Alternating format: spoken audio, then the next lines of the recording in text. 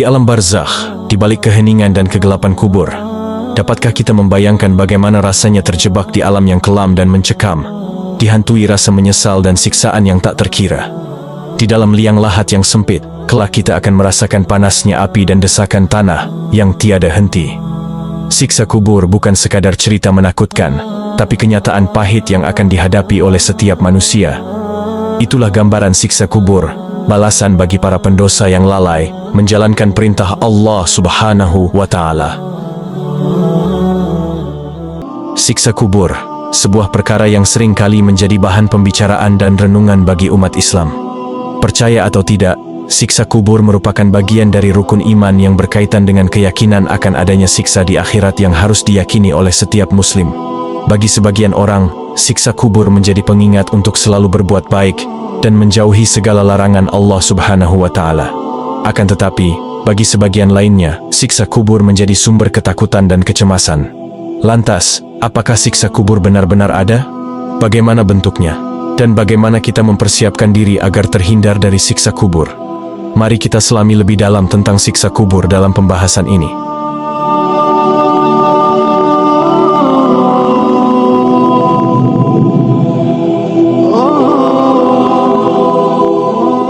Kita memulai perjalanan ini di suatu tempat yang disebut alam barzakh. Alam barzakh ini bukanlah dunia yang kita tempati sekarang, dan juga bukan alam akhirat yang sering kita dengar. Alam barzakh adalah suatu alam pembatas, sebuah zona transisi antara dunia kita dan alam akhirat. Di alam inilah fenomena yang dikenal sebagai siksa kubur pertama kali terjadi. Siksa kubur ini adalah awal dari sebuah kisah yang membawa kita melewati batas-batas dunia yang kita kenal, membuka pintu menuju ke alam yang belum pernah kita jelajahi sebelumnya. Pada suatu malam yang penuh berkah, Rasulullah Muhammad SAW memulai perjalanan Isra Mi'raj yang luar biasa. Diiringi malaikat Jibril, beliau melintasi ufuk bumi, menembus batas langit, dan melangkah menuju Sidratul Muntaha. Di sepanjang perjalanan, Rasulullah SAW diperlihatkan berbagai keajaiban ciptaan Allah Subhanahu wa Ta'ala, bertemu para nabi dan malaikat, serta menerima perintah sholat 5 waktu. Di tengah momen penuh keagungan tersebut, Rasulullah SAW juga diperlihatkan realitas mengerikan alam akhirat, yaitu siksa kubur. Malaikat Jibril membawa beliau ke sebuah tempat yang gersang dan tandus, di mana terdengar suara jeritan dan tangisan yang memilukan. Di sanalah Rasulullah menyaksikan langsung bagaimana para pendosa diazab di dalam kuburan mereka. Rasulullah melihat berbagai macam siksaan mengerikan yang menimpa para pendosa. Ada yang dihimpit oleh ular-ular besar, dicengkeram oleh hewan berbisa, dan dibakar oleh api yang berkobar-kobar. Beliau melihat orang-orang yang tenggelam dalam lautan darah panas, dan dihantam oleh batu-batu besar. Siksaan-siksaan ini diberikan kepada mereka yang telah melakukan dosa-dosa besar selama hidup di dunia. Ada yang berzina, mencuri, riba, sombong, dan durhaka kepada orang tua. Rasulullah SAW melihat dengan mata kepalanya sendiri bagaimana mereka menerima balasan atas perbuatan mereka. Pada suatu ketika baginda Rasulullah diajak oleh 2 malaikat membawanya ke tempat yang penuh dengan kengerian. Di hadapan Rasulullah terhampar luas sebuah sungai yang mengalirkan darah. Darah tersebut bukan hanya berwarna merah pekat, tetapi juga berbau busuk yang menyengat. Di tengah sungai darah itu, beliau melihat seorang manusia sedang berenang dengan sekuat tenaga, berusaha mencapai tepian sungai. Tubuhnya penuh luka dan kesakitan, namun ia terus berenang. Rasa sakit dan keputusasaan terpancar jelas di wajahnya. Namun, usahanya sia-sia. Begitu hampir mencapai tepian, sosok misterius muncul dari balik batu besar. Sosok itu tinggi besar dan berwajah mengerikan, matanya merah menyala bagaikan bara api. Tanpa ampun, ia melemparkan batu besar ke arah mulut sang manusia. Batu itu menghantam dengan keras, membuat sang manusia terdorong kembali ke tengah sungai darah yang begitu mengerikan itu. Dengan penuh rasa sakit dan kelelahan, sang manusia kembali berusaha berenang ke tepian. Kembali nasib tragis terus menimpanya. Sosok misterius itu selalu muncul dan melemparkan batu, menghalanginya mencapai tujuan. Peristiwa ini berulang kali terjadi, bagaikan siklus tanpa akhir. Sang manusia terus berusaha, namun selalu gagal dan terjatuh kembali ke dalam sungai itu. Rasulullah SAW menyaksikan kejadian itu dengan penuh kepiluan dan rasa iba. Beliau bertanya kepada malaikat, Siapakah orang itu dan apa dosanya sehingga ia menerima siksaan seperti ini? Malaikat menjawab, orang itu adalah seorang yang gemar memakan harta riba. Setiap kali ia mendapatkan keuntungan dari riba, ia bagaikan berenang di sungai darah yang penuh kengerian. Batu yang dilemparkan kepadanya adalah balasan atas dosa riba yang telah ia lakukan. Semakin banyak riba yang ia makan, semakin berat batu yang dilemparkan kepadanya, dan semakin lama ia tersiksa di lautan darah ini. Diriwayatkan dalam hadis, Rasulullah Shallallahu Alaihi Wasallam bersabda, adapun orang yang kamu datangi berenang di sebuah sungai dan disuapi batu adalah orang yang selalu memakan riba. Hadis riwayat Bukhari. Tatapan Rasulullah terpaku pada siksaan yang diderita orang tersebut. Air matanya mengalir tanpa henti, membasahi pipinya yang mulia. Kesedihan mendalam menyelimuti hatinya, melihat penderitaan akibat dosa riba yang begitu dahsyat. Dan Rasulullah Shallallahu Alaihi Wasallam juga terdiam 1000 bahasa. Beliau tak kuasa berkata-kata, hanya kekecewaan mendalam yang terpancar di wajahnya. Melihat hambanya yang terjerumus dalam dosa riba, mengabaikan larangan Allah Subhanahu wa Ta'ala, dan memilih jalan yang penuh azab. Dalam Al-Quran juga dijelaskan, Allah berfirman dalam surat Al-Baqarah, wahai orang-orang yang beriman, bertakwalah kepada Allah dan tinggalkan sisa riba yang belum dipungut, jika kamu orang-orang mukmin. Jika kamu tidak melaksanakannya, ketahuilah akan terjadi perang dari Allah dan Rasul-Nya.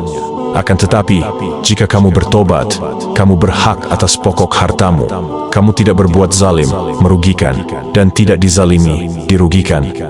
Quran Surat Al-Baqarah, ayat 278 dan 279. Kisah Rasulullah Shallallahu Alaihi Wasallam menyaksikan orang yang dilempar batu di lautan darah ini menjadi pengingat bagi kita semua untuk selalu menjauhi riba dan segala bentuk perbuatan dosa lainnya.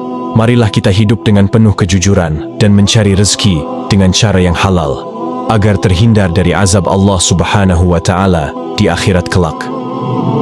Rasulullah Shallallahu Alaihi Wasallam melanjutkan perjalanannya bersama para malaikat. Rasa penasaran dan iba terus menyelimuti hatinya. Di hadapan beliau, kembali tersaji pemandangan yang mengerikan dan memilukan.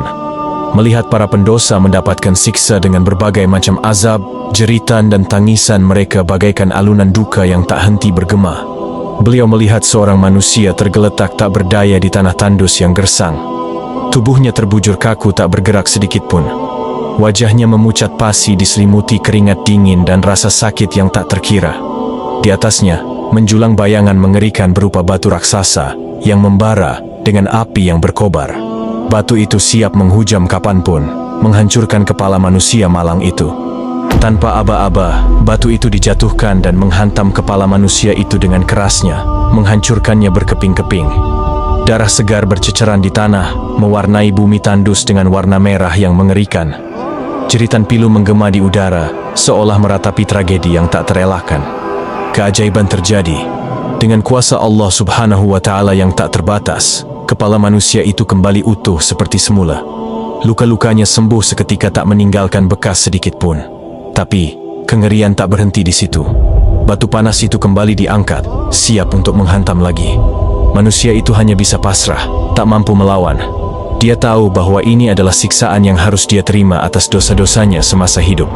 Setiap kali batu itu menghantam, rasa sakit yang tak terbayangkan menusuk ke seluruh tubuhnya. Dia menjerit, memohon ampunan, tapi tak ada yang bisa dia lakukan. Kejadian mengerikan ini terus berulang. Batu panas yang dihantamkan membuat kepala manusia itu hancur, kemudian kembali utuh dan dihantam kembali.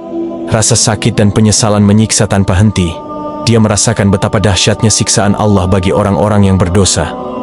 Rasulullah Shallallahu Alaihi Wasallam tak kuasa menahan rasa iba melihat siksaan yang tak terbayangkan itu. Dengan suara yang bergetar, Rasulullah bertanya kepada malaikat yang mendampinginya, wahai Jibril, siapakah orang ini dan apa dosanya sehingga dia mendapatkan siksaan yang begitu kejam? Malaikat menjawab dengan nada sendu, ya Rasulullah, dia adalah seorang penghafal Al-Quran. Rasulullah semakin heran. Penghafal Al-Quran? Beliau mengulangi dengan rasa tak percaya. Bagaimana mungkin seorang penghafal Al-Quran mendapatkan siksaan seperti ini? Malaikat menjelaskan, benar, dia adalah seorang penghafal Al-Quran. Tapi, dia tidak pernah mengamalkan ayat-ayat yang telah dia hafal. Dia tidak pernah menerapkan ajaran Al-Quran dalam kehidupannya sehari-hari. Dia hanya menjadikan Al-Quran sebagai pajangan, bukan sebagai pedoman hidup. Dan Rasulullah terdiam sejenak, merenungkan penjelasan malaikat tersebut. Pertanyaan pun terlontar dari bibir beliau. Beliau kemudian bertanya kembali, apakah hanya dia yang mendapatkan siksaan seperti ini? Malaikat menggelengkan kepalanya dengan tegas. Tidak ya Rasulullah, ucapnya dengan suara penuh kesedihan. Siksaan ini juga akan diberikan kepada orang-orang yang sengaja meninggalkan sholat wajib dan ibadah wajib lainnya. Mereka telah mengabaikan kewajiban mereka sebagai hamba Allah, dan mereka akan mendapatkan balasannya di alam kubur. Rasulullah pun kembali terdiam, rasa kecewa terpancar di wajahnya. Beliau teringat akan firman Allah Subhanahu wa Ta'ala dalam Al-Quran yang menjelaskan tentang balasan bagi orang-orang yang meninggalkan sholat. Apa yang menyebabkan kamu masuk ke dalam neraka Saqar? Mereka menjawab, dahulu kami tidak termasuk orang-orang yang melaksanakan sholat, dan kami juga tidak memberi makan orang miskin. Bahkan, kami selalu berbincang untuk tujuan yang batil bersama para pembincang, dan kami selalu mendustakan hari pembalasan, hingga datang kepada kami kematian. Maka, tidak berguna lagi bagi mereka syafaat pertolongan dari para pemberi syafaat. Quran Surat Al-Mudatsir, ayat 42 sampai ayat 48. Meninggalkan sholat dan ibadah wajib sama saja dengan membuka pintu siksaan. Rasulullah Shallallahu Alaihi Wasallam telah melihat sendiri betapa pedihnya siksaan bagi para pelaku dosa besar.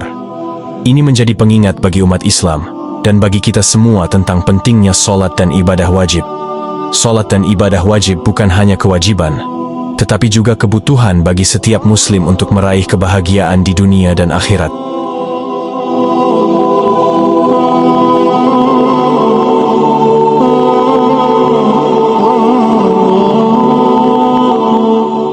Rangkaian kejadian yang disaksikan Rasulullah Sallallahu Alaihi Wasallam tak berhenti di sana. Malaikat pun kembali mengajak Rasulullah untuk menyaksikan pemandangan yang mengguncang jiwa beliau. Beliau diperlihatkan sebuah tungku raksasa yang terbuat dari besi membara, menyemburkan api ganas ke segala arah. Di dalam tungku itu, terperangkap sekelompok laki-laki dan perempuan, tanpa sehelai benang pun menutupi tubuh mereka. Jeritan pilu dan tangisan menandakan kesakitan yang tak berkesudahan. Rasulullah melihat dengan jelas bagaimana api melalap tubuh mereka, membakar kulit dan daging hingga hangus. Rasa sakit yang tak terbayangkan terpancar di wajah mereka, namun tak ada yang bisa mereka lakukan untuk melarikan diri. Setiap kali mereka mencoba bangkit, api kembali menjilat tubuh mereka, memaksa mereka kembali tergeletak dalam siksaan. Rasa sakit yang mereka rasakan tak terbayangkan, jauh melebihi siksaan di dunia. Kengerian tak berhenti di situ. Setelah beberapa saat, dengan kuasa Allah, api mereda dan tubuh mereka yang hancur kembali tersusun utuh. Ketenangan ini hanya sekejap, tak lama kemudian api kembali berkobar dengan ganas membakar mereka tanpa ampun. Peristiwa mengerikan ini terus berulang, tanpa henti, tanpa belas kasihan. Rasulullah menyaksikan dengan penuh kesedihan dan ketakutan. Beliau paham bahwa ini adalah gambaran nyata dari siksaan dan azab bagi para pendosa. Rasulullah tak kuasa menahan kesedihannya. Beliau ingin menolong mereka, namun malaikat mengingatkan bahwa ini adalah kehendak Allah Subhanahu wa Ta'ala. Beliau harus menyaksikan siksaan ini agar menjadi pelajaran bagi kita sebagai umatnya. Di antara lorong-lorong kelam, gema tangisan dan jeritan pilu terdengar. Rasa penasaran menyelimuti hati baginda Nabi. Beliau pun bertanya kepada malaikat, "Wahai malaikat, siapakah gerangan kaum yang mendapatkan siksa sepedih ini?" Malaikat itu menundukkan kepalanya dengan penuh kesedihan. Suaranya bergetar diiringi air mata yang mengalir. "Ya Rasulullah," jawabnya, "mereka adalah para pezina, kaum laki-laki dan perempuan." Beliau bertanya kembali, "Bagaimana mungkin mereka sampai mendapatkan siksa sepedih ini?" Malaikat itu menjelaskan, "Semasa hidup, mereka telah terjerumus ke dalam dosa zina.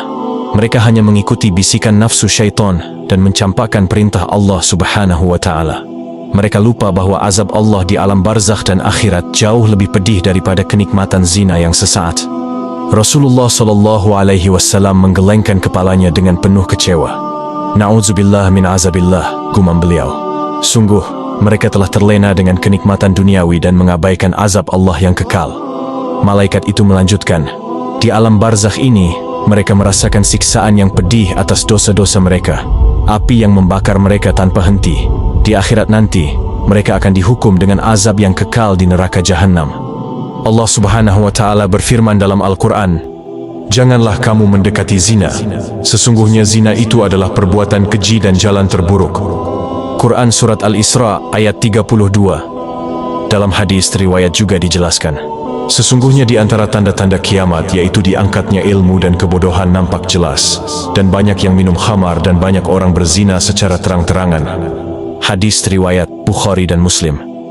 Tempat dan tujuan seburuk-buruknya bagi para pendosa yang melakukan zina di akhirat kelak, yaitu neraka jahanam yang kekal. Ini adalah pengingat bagi kita semua bahwa nafsu sesaat yang dibisikkan syaitan hanya akan membawa kesengsaraan dalam kehidupan dunia maupun akhirat. Dan sebaik-baiknya petunjuk ialah Al-Quran yang telah menjelaskan semua larangan-larangan yang Allah Subhanahu wa Ta'ala jelaskan. Dan ini juga menjadi pelajaran bagi kita semua untuk selalu menjaga diri dari dosa zina. Jauhilah segala godaan dan ikutilah perintah Allah. Ingatlah bahwa kenikmatan dunia hanya sementara, sedangkan balasan Allah kekal abadi. Kemudian Rasulullah melangkah dengan penuh rasa iba dan prihatin. Beliau menyaksikan berbagai macam azab dan siksaan yang menimpa para pendosa sebagai balasan atas perbuatan mereka di dunia. Setiap jeritan kesakitan dan tangisan penyesalan menggema di telinga beliau dengan aura kesedihan yang mendalam.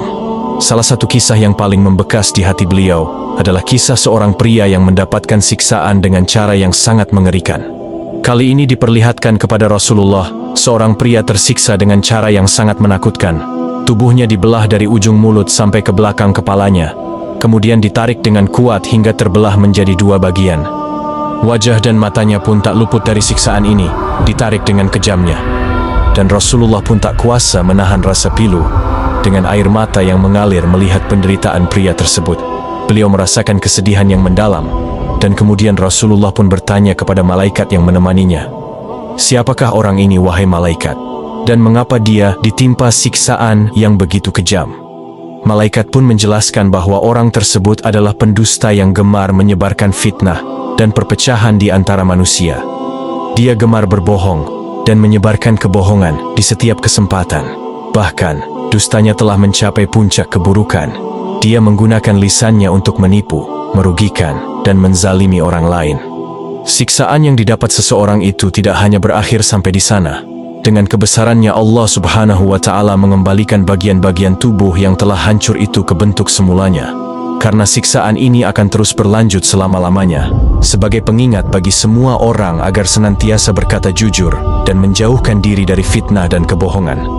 Dalam Al-Quran Allah menjelaskan, apabila orang-orang munafik datang kepadamu, Nabi Muhammad, mereka berkata, "Kami bersaksi bahwa engkau adalah benar-benar utusan Allah." Allah mengetahui bahwa engkau benar-benar utusannya.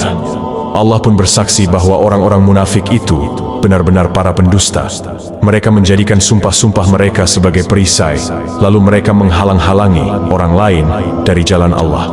Sesungguhnya apa yang selalu mereka kerjakan itu sangatlah buruk. Quran Surat Al-Munafiqun ayat 1 dan 2. Dan juga menjadikan peristiwa ini sebagai pelajaran berharga bagi kita semua dan bagi kita umat muslim. Kebohongan, sekecil apapun, dapat membawa konsekuensi yang fatal, bahkan di alam akhirat sekalipun, dan hanya akan membawa keburukan dan kehinaan. Oleh karena itu, penting bagi kita untuk selalu menjaga lisan dan berkata jujur dalam setiap keadaan. Apapun yang kita punya dan miliki, tak baik rasanya menambahkan lisan kebohongan pada kehidupan, karena hanya akan mempersulit jalan hidup yang telah ditakdirkan oleh Allah Subhanahu wa Ta'ala.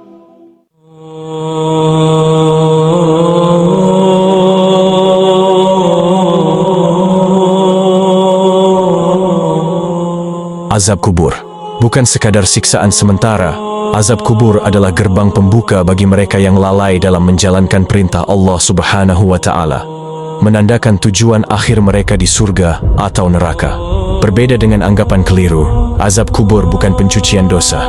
Ia adalah pengingat keras atas dosa-dosa yang dilakukan semasa hidup, menjadi tamparan bagi mereka yang lupa akan azab Allah yang jauh lebih pedih di alam akhirat. Bagi mereka yang lalai, azab kubur bagaikan mimpi buruk yang menjadi kenyataan. Siksaan yang tak terbayangkan akan mencengkeram, membangkitkan rasa penyesalan yang mendalam. Di pagi dan petang, Allah Subhanahu wa Ta'ala akan menampakkan neraka. Tujuannya adalah agar mereka merasakan ketakutan yang nyata akan neraka yang abadi. Siksa kubur di alam kubur bukan sekadar cerita menakutkan, tapi sebuah peringatan tegas untuk menyadarkan kita bahwa setiap perbuatan akan dibalas di dunia dan di akhirat, dan kelalaian dalam menjalankan perintah Allah Subhanahu wa Ta'ala akan menimbulkan konsekuensi yang berat.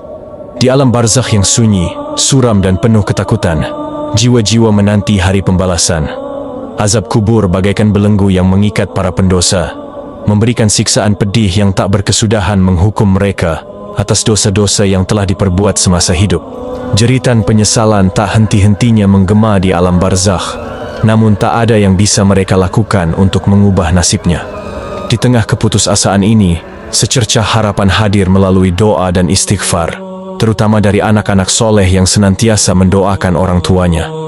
Bagaikan cahaya yang menembus kegelapan alam kubur, doa dan istighfar dari mereka, terutama yang senantiasa mendoakan orang tuanya, memiliki kekuatan besar untuk meringankan azab kubur dan membawa ketenangan bagi arwah orang tua. Diriwayatkan dalam sebuah hadis, Rasulullah SAW bersabda, apabila manusia telah wafat, maka amalnya terputus, kecuali 3 perkara: sedekah jariyah, ilmu bermanfaat, dan anak soleh yang mendoakan orang tuanya. Hadis riwayat Ahmad dan Muslim. Kita bisa membayangkan seorang anak soleh yang berlutut di samping makam orang tuanya. Air matanya mengalir membasahi pipinya, tatapan matanya penuh dengan kesedihan dan kerinduan. Dengan suara lirih dan penuh ketulusan, ia memanjatkan doa, "Ya Allah, ampunilah dosa-dosa orang tuaku, dan lapangkanlah kuburnya. Jadikanlah kuburnya sebagai taman surga, dan jauhkanlah dari siksaan api neraka." Doa-doanya bagaikan air hujan yang turun di atas tanah kering, meresap ke dalam jiwa orang tuanya. Siksaan kubur, yang tadinya terasa bagaikan api yang membakar, kini menjadi sejuk dan damai. Bagi anak-anak soleh, mendoakan orang tua bukan hanya kewajiban, tapi juga bukti bakti dan kasih sayang. Doa mereka menjadi penghubung kasih di antara alam dunia dan alam barzakh, mengantarkan orang tua mereka menuju jalan yang lebih terang dan menuju surganya yang abadi.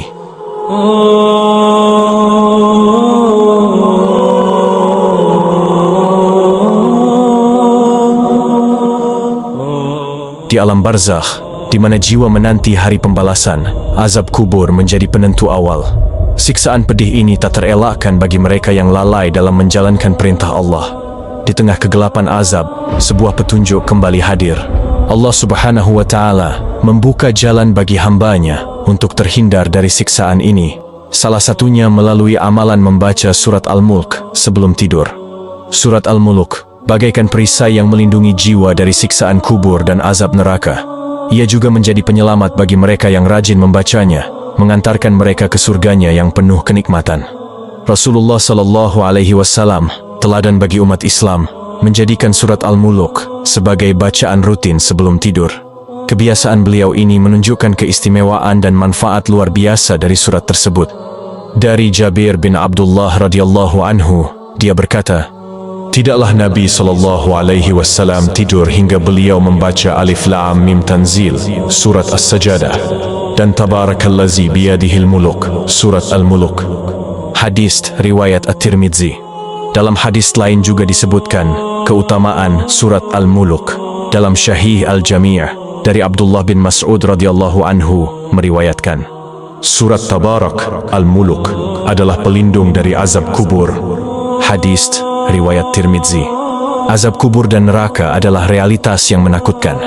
Akan tetapi Allah yang Maha Pengasih dan Penyayang, Dia membuka pintu rahmatnya bagi hamba yang beriman dan taat, dan memberikan kita jalan agar terhindar dari azab kubur, yaitu dengan membaca doa, Rabbana ma khalaqta hadza bathila subhanaka faqina adzaban nar, pada saat tahiyat akhir sebelum salam saat solat. Doa ini bagaikan perisai yang melindungi jiwa dari siksaan kubur. Maknanya yang mendalam mengingatkan kita akan kebesaran Allah Subhanahu wa Ta'ala, penciptaannya yang sempurna dan balasan bagi setiap perbuatan. Membacanya dengan penuh keyakinan dan keikhlasan, memohon ampunan atas dosa-dosa menjadi bekal berharga di alam barzakh.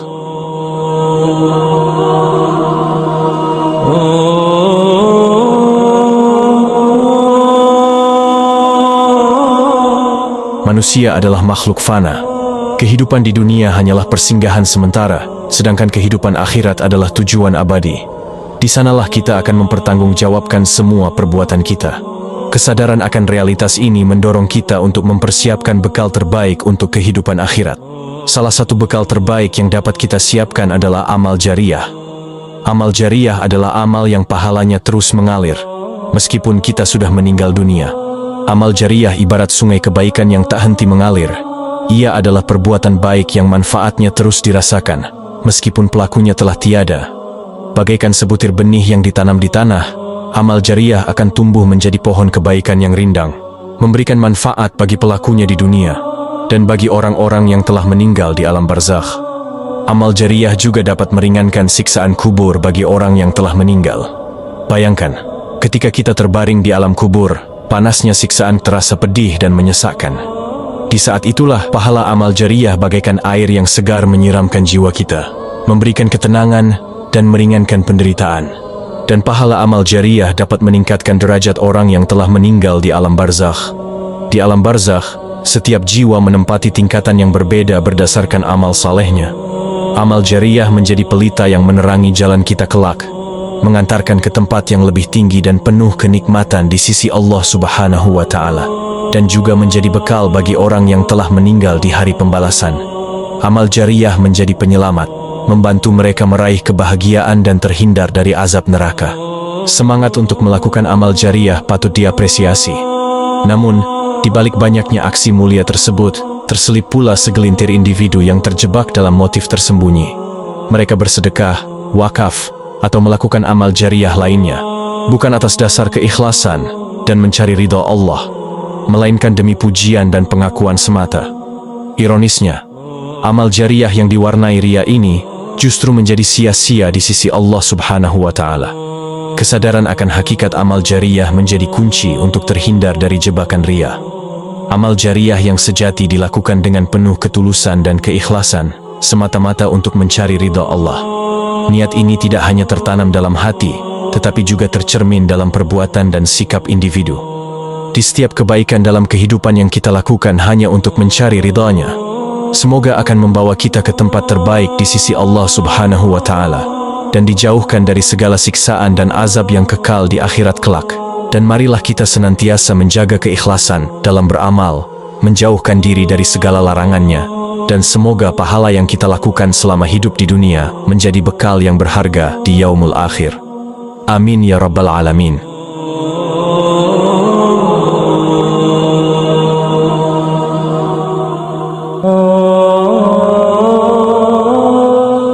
Di balik kisah ini, terdapat pesan moral yang penuh dengan kasih sayang dan harapan. Rasulullah Shallallahu Alaihi Wasallam dengan penuh hikmah mengingatkan kita bahwa Allah Subhanahu wa Ta'ala yang Maha Pengampun dan Maha Penyayang. Dia selalu membuka pintu ampunan bagi hambanya yang bertaubat dengan sungguh-sungguh. Itulah pembahasan yang bisa kami sajikan kali ini. Terlebih terkurang kami mohon maaf atas kesalahan dalam penulisan dan pembacaan narasi. Sampai bertemu kembali di pembahasan selanjutnya. Wassalamualaikum warahmatullahi wabarakatuh.